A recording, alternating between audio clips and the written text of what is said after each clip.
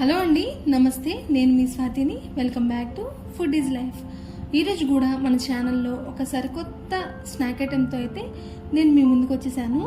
ఇది చేసుకోవడం కొంచెం టైం టేకింగ్ అయి ఉండొచ్చు, బట్ పర్ఫెక్ట్గా లాస్ట్కి మంచి టేస్ట్ అయితే రావాలి అనుకుంటే ఇలా అయితే కంపల్సరీ చేయాల్సిందే.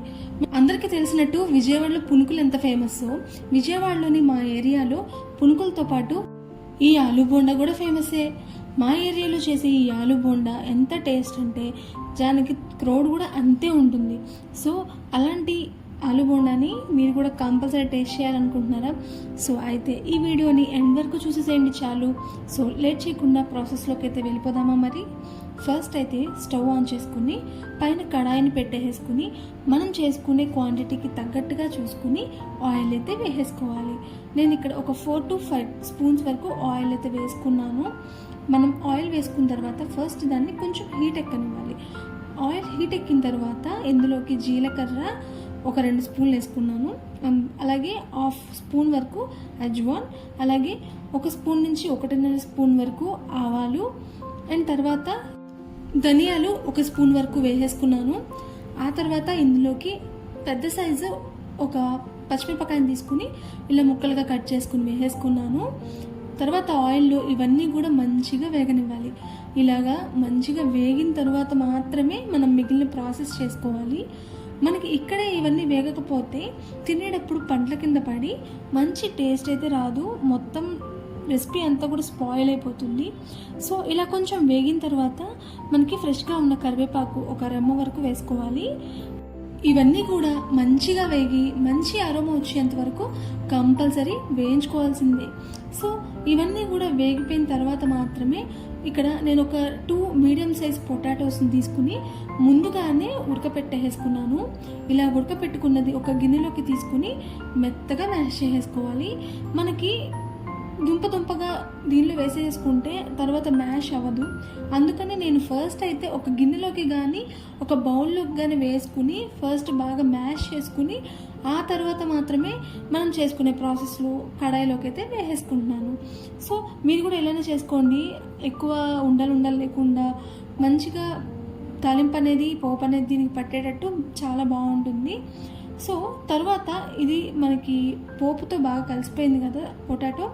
ఇప్పుడు మనం పావు గంట నుంచి నానబెట్టుకుంటున్న పచ్చి బఠానీ. సో ఒక ప్యాకెట్ బఠానీని తీసుకుని ఫస్ట్ శుభ్రంగా కడుక్కుని ఆ తర్వాత ఇక్కడ నేను ఒక పావు గంట సేపు అయితే నానబెట్టుకున్నాను ముందుగా. సో దాన్ని మనం ఇప్పుడు ఇందులోకి అయితే వేసుకోవాలి.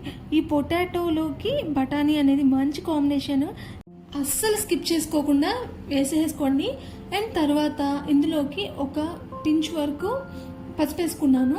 ఆ తర్వాత టేస్ట్కి సరిపడా చూసుకుని ఉప్పు, కారం అండ్ అలాగే గరం మసాలా, తర్వాత ఉంటే చాట్ మసాలా కూడా వేసుకోండి. తర్వాత ఒక చెక్క నిమ్మరసం, అంటే దాదాపు ఒక పెద్ద స్పూన్ అంతా రసం అయితే వస్తుంది. సో దాన్ని కూడా వేసేసుకుని అంతా కూడా మంచిగా కలిపేసుకోవాలి. పులుపు ఎక్కువ తింటారు అనుకుంటే ఆమ్చూర్ పౌడర్ కూడా వేసుకోండి. మనకి ఆమ్చూర్ పౌడర్ మార్కెట్స్లో దొరుకుతూ ఉంటుంది. సో అది కూడా మంచి టేస్ట్ని అయితే ఇస్తుందన్నమాట. సో నేను ఇక్కడ అవైలబుల్గా లేదు కాబట్టి వేసుకోలేదు, లేదంటే నేనైతే పక్కా వేసుకుంటాను. నాకు పులుపు అయితే చాలా ఇష్టం అనమాట. సో ఇప్పుడు ఇదంతా కూడా ఉప్పు, కారం, గరం మసాలా, పసుపు అన్నీ కూడా బాగా మిక్స్ చేసుకుంటే మనకి స్టఫింగ్ అయితే రెడీ అయిపోయింది. దీన్ని కాసేపు పక్కన పెట్టేసుకుందాము. ఇప్పుడు మనకి పైన కోటింగ్ కోసం శనగపిండిని అయితే వేసుకుంటున్నాను. ఫస్ట్ అయితే ఒక బౌల్ తీసుకుని శనగపిండిని జల్లించుకుని తీసుకున్నాను. ఆ తర్వాత ఒక చిటికెడు బేకింగ్ పౌడర్ అండ్ అలాగే టేస్ట్కి సరిపడా చూసుకొని సాల్ట్, ఆ తర్వాత కొంచెంగా వాటర్ని యాడ్ చేసుకుంటూ ఇక్కడ నేను ఫైనల్గా ఒక కన్సిస్టెన్సీ చూపిస్తాను. ఆ కన్సిస్టెన్సీలోకి వచ్చేంత వరకు అయితే మనం కొంచెం వాటర్ పోసుకుని అయితే కలుపుకోవాలి. మనం ఎక్కువ వాటర్ పోసేసుకుని దాన్ని పల్చం చేసేసామనుకోండి, మనకి అది పైన లేయర్ లాగా ఫామ్ అవ్వకుండా పల్చగా అయిపోయి నూనెలో వేయగానే విడిపోయి చాలా తతంగం అవుతుంది.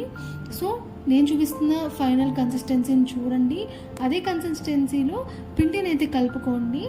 సో ఇక్కడ ఫైనల్ కన్సిస్టెన్సీ అయితే నేను చూపించబోతున్నాను. సో ఈ కన్సిస్టెన్సీలో కలుపుకున్నాను అనుకోండి, మనకి ఆలూతో ప్రిపేర్ చేసుకున్న స్టఫింగ్కి మంచిగా కోటింగ్ లాగా పట్టి బాగుంటుంది అనమాట వేయించుకోవడానికి కూడా.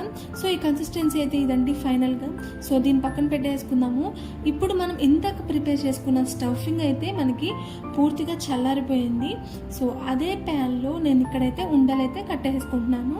మనకి ఎంత షేప్లో కావాలి, ఎంత సైజులో కావాలి అనేది చూసుకుని ఇలా అయితే అన్నీ కూడా సేమ్ సైజులో మనం ఉండలు అయితే చేసుకుని పక్కన పెట్టేసుకుంటున్నాము. దీన్ని మనం బోండాల్లో అయితే ప్రిపేర్ చేసుకోబోతున్నాం అనమాట. సో ఫస్టే అన్నీ కూడా ఒకే సైజులో ఉండేటట్టు ఫస్ట్ బోండాలు చేసేసుకుని ఇలాగా రౌండ్గా బాల్స్ లాగా చేసేసుకుని పక్కనైతే పెట్టేసుకోవాలి. అన్ని చోట్ల ఆలు బోండాని ఇలానే ప్రిపేర్ చేస్తారని నేనైతే చెప్పను, కానీ కొన్ని చోట్ల కొన్ని రకాలుగా అయితే చేస్తారు. ఇది నా స్టైల్, నాకు నచ్చిన స్టైల్ అనమాట. సో ఇది ఖచ్చితంగా మీ అందరికి నచ్చుతుంది అనుకుంటున్నాను. సో వీడియోని స్కిప్ చేయొద్దు, ఎండ్ వరకు చూడండి. మనకి రెసిపీ అయితే అయిపోవచ్చింది. సో ఇలా ప్రిపేర్ చేసుకున్న బాల్స్ అన్నింటినీ కూడా శనగపిండి మిశ్రమంలోకి అయితే వేసుకోవాలి. మనం ఇందాక కలిపెట్టుకున్నాం కదా, ఆ శనగపిండి మిశ్రమంలోకి అయితే వేసుకుని ఫుల్గా మనకి ఆలు బాల్స్కి పట్టేటట్టు మొత్తం కూడా వేసుకుని అలా ఆయిల్లోకి వేసుకున్నాం అనుకోండి. ఫస్ట్ అయితే ఆయిల్ని బాగా హీట్ చేసుకోండి. ఆ తర్వాత లో ఫ్లేమ్లో పెట్టుకుని ఈ బోండాలను అయితే వేసుకోవాలి. సో ఫస్ట్ అయితే మీకు చూపించడానికి ఒకటైతే వేసాను. మనకి పర్ఫెక్ట్ షేప్లో అయితే వచ్చింది బజ్జీ, మంచిగా చాలా బాగుంది చూడడానికి పైన. సో తర్వాత మనం మిగిలిన వాటిని కూడా బజ్జీలన్నిటిని కూడా వేసేసుకుంటున్నాను. ఇప్పుడు ఇలా వేసుకునేటప్పుడు పక్కన వచ్చిన ఎక్సెస్ బాల్స్ అని ఉంటాయి కదా శనగపిండి మిశ్రమము, సో వాటిని పక్కకు తీసేసుకున్నాం అనుకోండి, మనకి వాయికి కొంచెం ఇలాగ ఉండిపోయి ప్రతిదీ మాడిపోయి అలా ఉండకుండా మంచిగా క్లీన్గా ఉంటుంది ఆయిల్. సో మనకి బోండా అయితే రెడీ అయిపోయింది. ఇంత మంచి టేస్ట్ రావాలంటే నేను చెప్పినట్టు కంపల్సరీ చేయాల్సిందే. సో ఈ వీడియో మీకు నచ్చినట్లయితే please like, share and subscribe to